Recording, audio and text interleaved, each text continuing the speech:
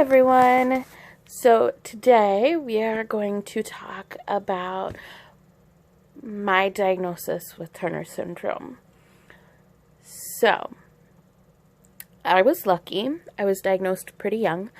A lot of girls are like 13, 14, 15-ish when they're diagnosed. And the reason they're diagnosed is because they don't have a period. Well, let's get into the tea here. I was diagnosed when I was 4 years old. And here comes the tea. The doctor threatened to call DHS on my mom because he thought she wasn't feeding me. My mom was like, excuse me. All the pictures I have of my daughter, she's eating. She eats all the time. Loves food. Like, there's no, it's not that. Anything else that could be causing it? Like, come on, there's got to be something. She's eating all the time. So the doctor hesitantly was like, okay, well, we can do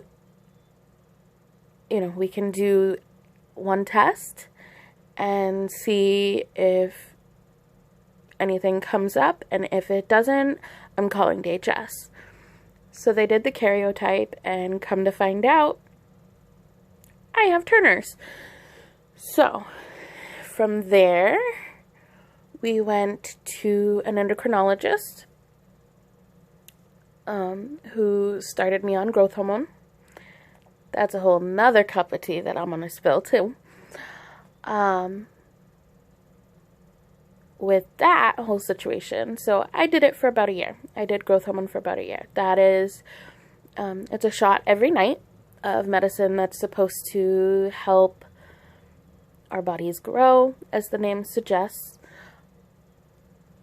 A lot of people use it for, like, it's considered one of the doping for sports because it helps with muscle growth and all of that.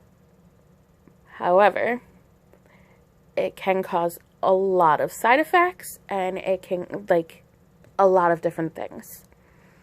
Now, I get my passion for reading from my mother, and she made sure to study up on the side effects and what it would mean if I took it, what it would mean if I didn't, all of this. Now, mind you, this is in like 90, 91-ish, like late 90 into 91. So this is when they first came out with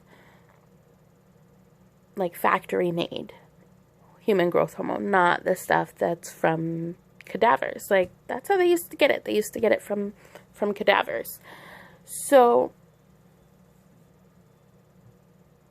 she did all this research. We tried it for about a year. I didn't grow any different than I had off of it. So instead of traumatizing her little 4-year-old child, giving them a shot every night, she's like, okay, I'm done. This isn't benefiting my child. Like, the risks outweigh the benefits at this point. She's not growing from it like we expected. None of that. My doctor's response? Well, you don't give your kids the medicine they need anyways. And not only that, the kind of cancer that medicine gives is the most curable kind there is. Not even kidding you. That was his response. Almost verbatim. Like, I might have missed a few words in there, but he did absolutely 100% say the kind of cancer it gives is the most curable kind there is. That's not okay. Like, no parent wants their child to have cancer. No parent wants to give their kid medicine that could cause them to get cancer. Especially if it's not helping anything. It wasn't doing anything. Like, I'm not sure if my body just wasn't processing it the way it should. Because for some girls, it's a huge help. Like, some girls get almost 5'5", which is like average height. I'm 4'8.5". I'm a shorty. However, both of my sisters, or two of my sisters, I should say, are not very tall. One of them says, oh, I'm 5'3" on a tall day. So a day when our hair is like a little taller. And then my younger sister is probably 5'1", 5'2". So I don't think I would have been very tall anyway. My mom is only 5'5". My dad was 5'5" as well, which isn't very tall for a man. Nobody in my family is like super tall. I feel like even without Turner syndrome, I would have been like super short anyway. So there's that.